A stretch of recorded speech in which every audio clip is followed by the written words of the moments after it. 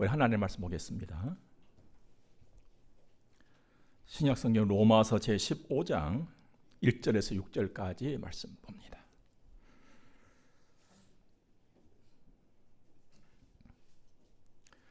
믿음이 강한 우리는 마땅히 믿음이 약한 자의 약점을 담당하고 자기를 기쁘게 하지 아니할 것이라. 우리 각 사람이 이웃을 기쁘게 하되 선을 이루고 덕을 세우도록 할지니라. 그리스도께서도 자기를 기쁘게 하지 아니하셨나니 기록된 바 주를 비방하는 자들의 비방이 내게 미쳤나이다 함과 같으니라. 무엇이든지 전에 기록된 바는 우리의 교훈을 위하여 기록된 것이니 우리로 하여금 인내로 또는 성경의 위로로 소망을 가지게 함이니라. 이제 인내와 위로의 하나님이 너희로 그리스도 예수를 본받아 서로 뜻이 같게 하여 주사 한 마음과 한 입으로 하나님 곧 우리 주 예수 그리스도의 아버지께 영광을 돌리게 하려 하노라. 아멘. 강한 자, 세상을 보면 늘 강한 자는 군림했고 지배를 했고 추앙을 받았습니다. 싸움에도 능했고 탈취에도 능했습니다. 그런데 요즘 보면 챗 GPT, 인공지능 AI가 인간의 실생활을 정복하고 있다고 합니다. 챗 GPT, 인공지능 AI, 물론 다 알 수는 없습니다만 제가 보고 느낄 때는 꼭 요술방망이 같아요. 과연 사람이 아닌 기계가 강한 자의 자리를 차지할 것인가 하는 우려 섞인 마음을 떨쳐버릴 수가 없습니다. 인공지능 AI, 사람보다 더 빠르게 그리고 더 완벽하게 그야말로 만물 박사, 만능 비서. 그런데 말입니다, 이 AI가 벌써부터 거짓말을 한대요. 뻔뻔스럽게 엉뚱한 대답을 내놓기도 한답니다. 정말 위험한 일이죠. 더 큰 문제는 이 AI 기계가 사람의 말을 안 들을 때, 사람이 조절할 수 없을 때가 그 일이 생기고 올 수도 있다는 거예요. 기계가 말 안 들어. 지 맘대로 막 움직여.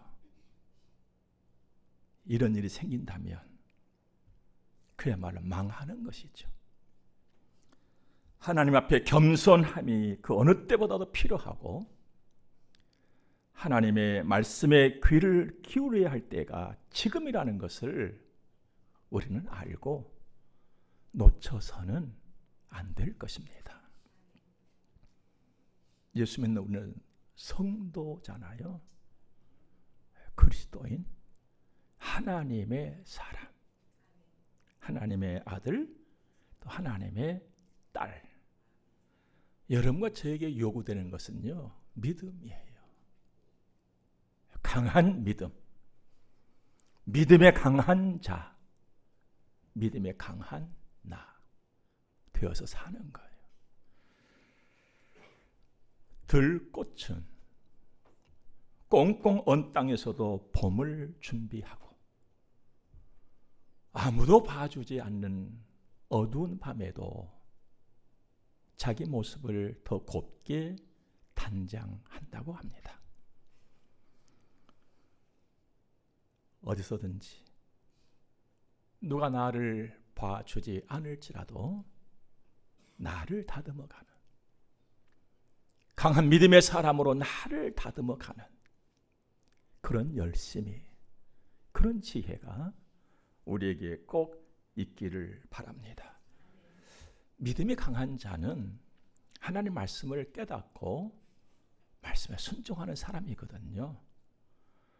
신약 성경 히브리서 제5장 말씀을 가서 보면 영적인 분별력도 있고 시련도 이겨내고, 그리고 선과 악을 분별하는 자라, 이렇게 가르쳐 줍니다. 그러니까 하나님의 일을 맡아서 행하는 데에 아주 믿음의 용사다, 이렇게 이름할 수 있겠습니다. 정말 귀한 사람입니다. 이 사람이 누가 아닌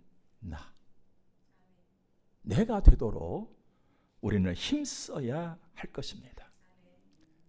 생각해 보세요. 여러분, 세월은 막 날아가고 있잖아요. 보이지도 않게 막 가버려요. 그냥. 그런데 가치 없이 내가 그냥 살아간다면 얼마나 후회스러울 일입니까? 얼마나 아쉽고 안타까울 일이냐, 이 말입니다. 자, 그러면 믿음이 강한 사람의 가치는 도대체 어디에 있는가? 오늘 하나님이 가르쳐 주시죠. 믿음이 약한 자의 약점을 담당하는 것입니다. 그러니까 여러분과 저에게 하나님이 믿음이 강한 자를 세우신 것은 아직 믿음이 약한 사람을 돌보고 그들을 함께 세워가라 하십니다, 이 말입니다. 강한 자가 약한 자를 담당해서 챙겨주고 도와주고 한다면 얼마나 좋겠습니까만, 이게 또 그리 잘 안 되잖아요. 세상은 말할 것도 없고 여러분과 저에게도 사실 잘 안 되고 있는 일들이잖아요. 도대체 왜 그럴까? 도대체 왜 그럴까?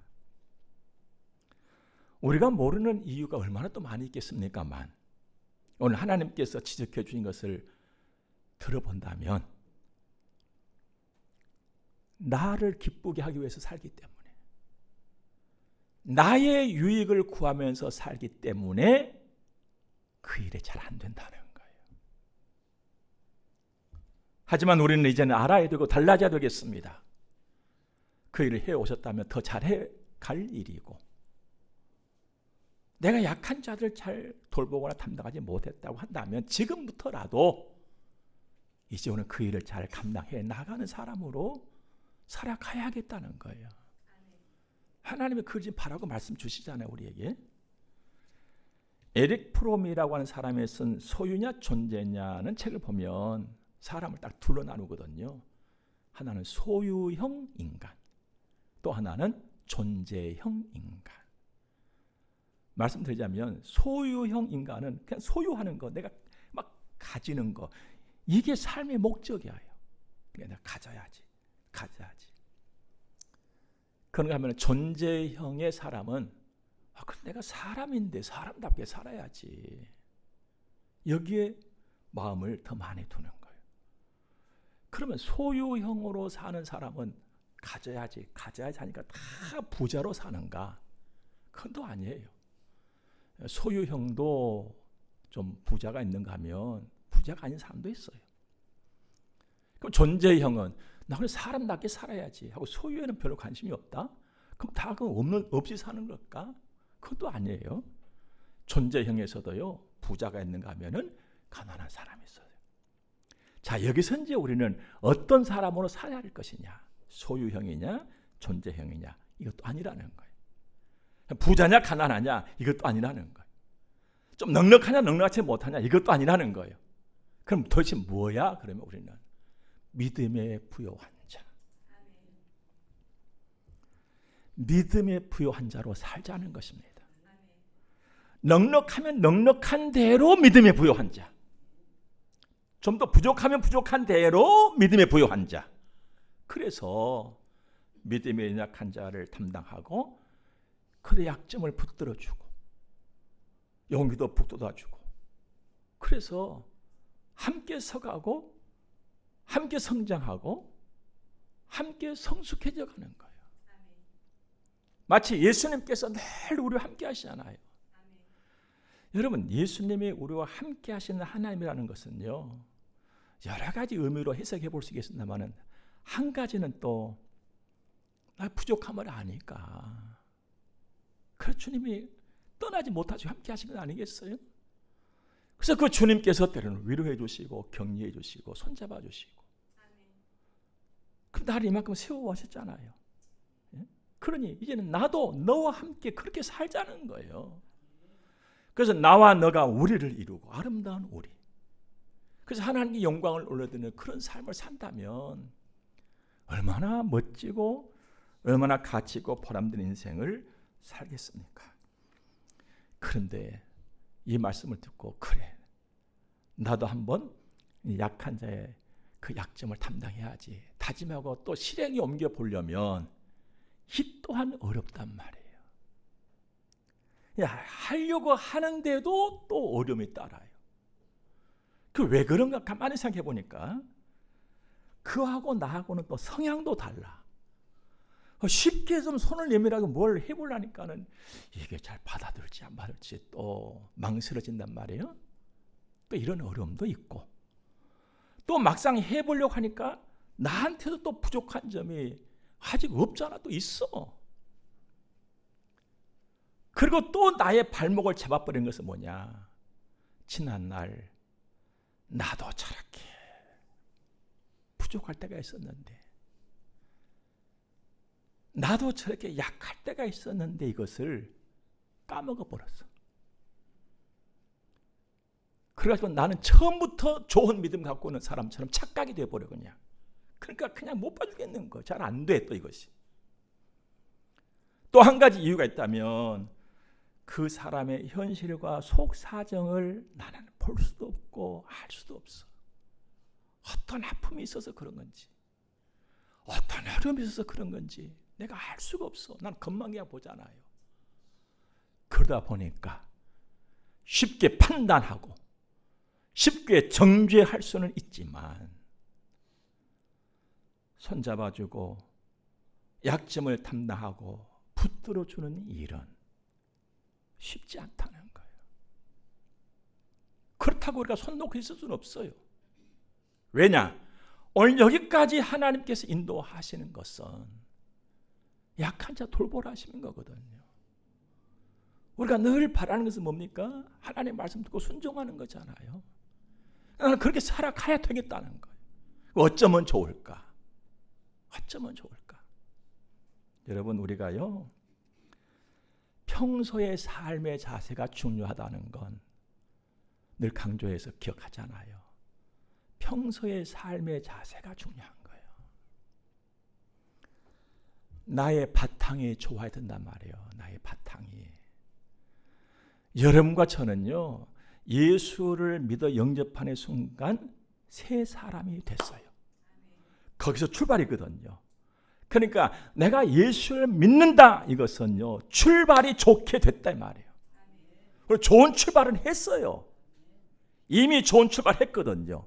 문제는 출발 그 이후란 말이에요.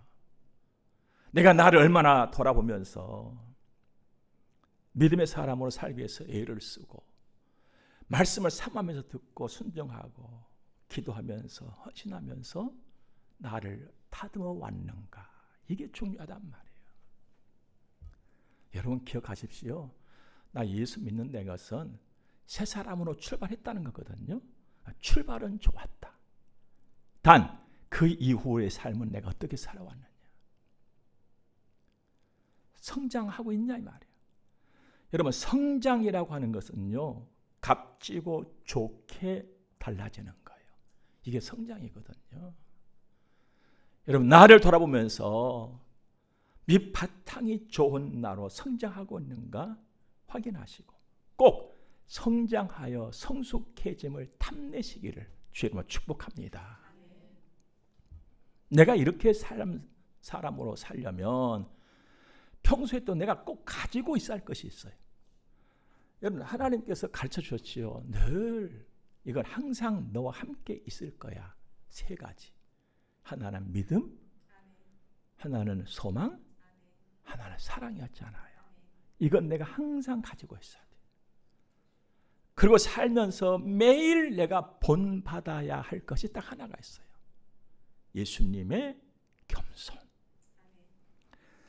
자, 이 예수님의 겸손을 뭘 담는 이 바구니로 본다면 이 바구니, 겸손이라고 하는 이 바구니 속에 담겨져야 할 것이 믿음, 소망, 사랑이에요. 그러니까 겸손의 바구니에 믿음과 소망과 사랑이 담겨진 사람은 약한 자의 약점을 담당하게 돼요. 내가 하는 것이 아니에요, 여러분들.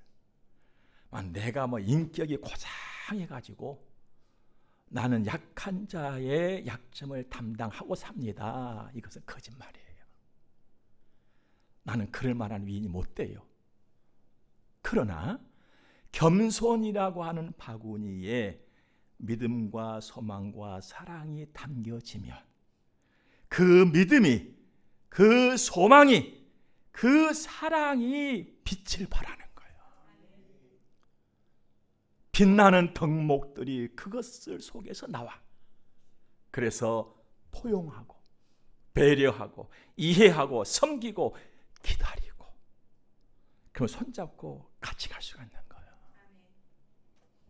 사랑하는 여러분, 겸손의 바구니 꼭 갖고 그 바구니에 믿음을 담고 소망을 담고 사랑을 담고 사시기를 주의 이름으로 축복합니다. 세상을 보세요, 여러분들. 점점 포용이 사라지고 있어요. 배려가 없고 이해가 없어요. 누가 배려하려고 그럽니까? 누가 뭘 이해하려고 기다려줍니까? 안 그래요, 여러분들. 그냥 돌아서 버리면 끝이에요, 여러분. 나를 이해하고 배려하면서 기다려줄 사람 아무도 없어요. 이게 지금 세상이 보여주는 것들이에요. 세상의 현주소예요. 무슨 말입니까? 겸손이 없어진단 말이에요. 믿음과 소망과 사랑의 사람이 없어지고 있다는 말씀입니다. 하지만 우리는 이걸 붙잡아야 되는 거예요. 하나님의 사람이니까. 그리고 겸손과 믿음과 소망과 사랑을 오늘 회복해야 돼요. 열심히. 겸손의 믿음, 소망, 사랑을 담고 그렇게 살아가시기 바랍니다. 우리는요, 이 세상에서 사는 생애 기간이 그렇게 길지 않습니다. 하나님을 영화롭게 해드리고 사람들에게 유익을 줄 수 있는 선한 영향력을 행사하면서 살아갈 내 생애의 기간이 그리 길지 않다, 이 말입니다. 아름다운 자취를 남길 시간이 많지 않아요. 내가 가진 것이 많고 적음이 문제가 되지 않습니다. 나눈다면 좋은 열매 많이 맺힐 수가 있어요. 콩대를 보니까요, 분명히 콩 하나 심었거든요. 콩 한 알. 콩 한 알에서 싹이 났어요. 콩 한 알에서 그 싹이 기둥이 됐어요. 가지가지 됐거든요. 그랬더니 많은 콩알들이 달렸더라고요. 나의 작은 것 그 한 개가 나눠지고 뿌려진다면 좋은 열매 많이 맺을 수 있어요. 여러분과 제가 맺어야 할 열매는 결국 생명이에요. 생명 구원. 나의 작은 일 한 개가, 나의 말 한마디가 사람을 살린다? 영생 얻도록? 설명드리자면 나의 말이, 나의 삶이 누군가에게 영향이 되어서 그가 예수를 영접하고 하나님의 사람으로 영생의 길을 가고 영생을 누리는 사람이 된다는 것이죠. 얼마나 위대한 일입니까? 사람을 살린다? 위대한 일이에요. 여러분과 저는 그 길을 가는 사람들입니다. 여러분과 제가 사는 동안에는 그러므로 하나님을 알고 하나님을 알아가는 지식이 필요합니다. 그런데요, 하나님의 지식을 아는 것만큼 어쩜 더 필요한 것이 있어요. 하나님과 이웃을 사랑하는 마음이에요. 곧 거룩한 감정, 이게 있어야 한다는 거예요. 말씀 볼까요? 자, 오늘도 이제 예배 시간에 설교 말씀을 듣고 성경을 읽으면서 그래, 나도 이렇게 해야 되겠구나. 아멘 했어요. 나 이렇게 해야지. 그래, 이건 해야 되는 일이야. 하지만 거룩한 감정이 더해지지 아니하면 실천으로 옮겨지지는 않는다 이 말이에요.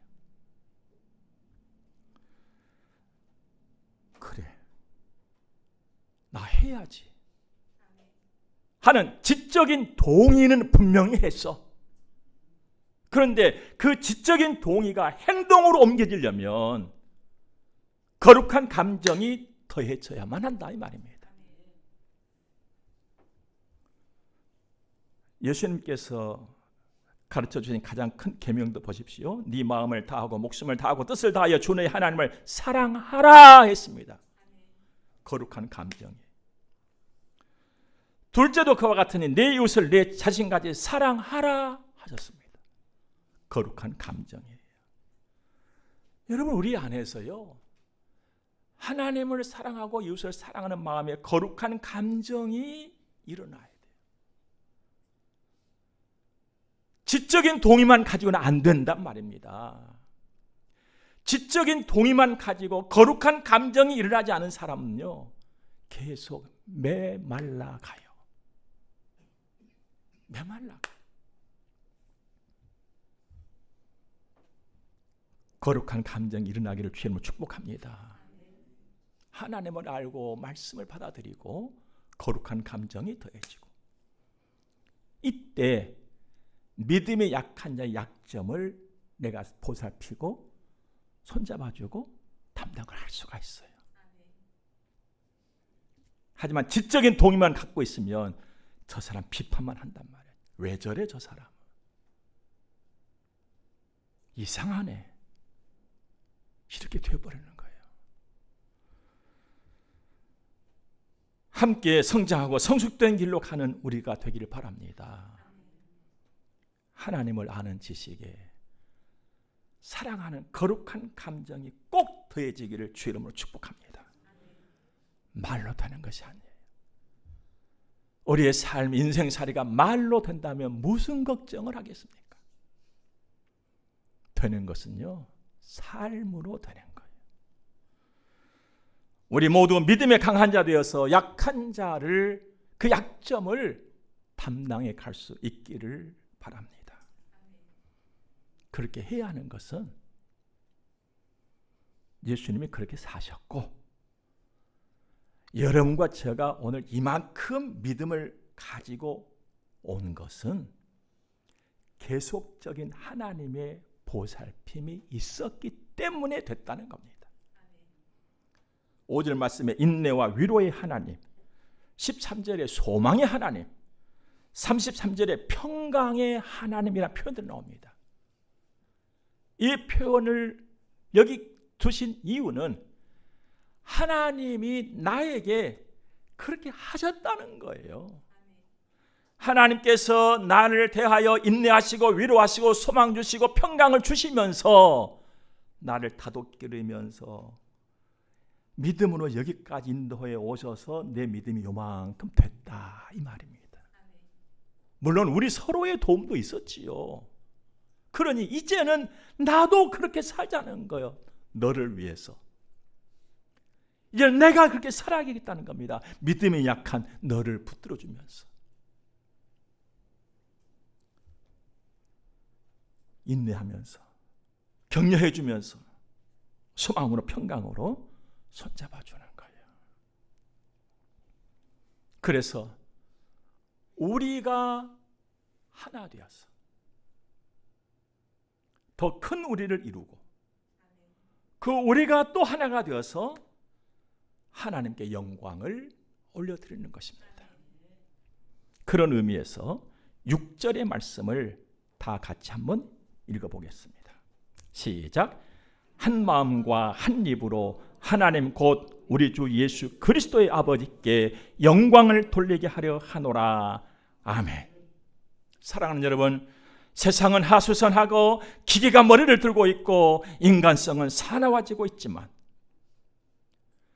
예수를 구주로 믿는 나는 믿음이 강한 사람, 진짜 강한 나로 우리 손 내밀어 서로 손잡고 하나님께 영광 올려드리고 우리 교회 좋은 교회, 성문 교회 이루고 예수님을 자랑하는 그런 나. 오늘도 하루, 내일도 그렇게 하루. 그래서 평생 그렇게 살아가시기를 주의 이름으로 축복합니다. 기도하겠습니다. 참 좋으신 하나님, 참 좋으신 하나님, 고맙고 감사합니다. 귀한 말씀 받아 가슴에 새깁니다. 아멘도 하고 거룩한 감정도 더해져서 정말 나에게 이만큼 믿음 주신 하나님께 감사하고 더 약한 믿음의 사람들 돌보고 담당하는 나, 우리가 되도록 인도하실 줄로 믿습니다. 순종케 하옵소서. 이제 헌금 드리겠습니다. 봉헌합니다. 우리 주님 받으시고 복을 주옵소서. 예수님 거룩하신 이름으로 기도드립니다. 아멘. 우리 축복을 받습니다. 교회의 머리가 되시는 우리 구주 예수 그리스도의 은혜와 하나님 우리 아버지 무한 극진하신 사랑하심과 성령님의 감화 교통하심이 하나님의 거룩한 자녀들의 머리 위에 이제로부터 영원토록 함께 있을지어다. 아멘.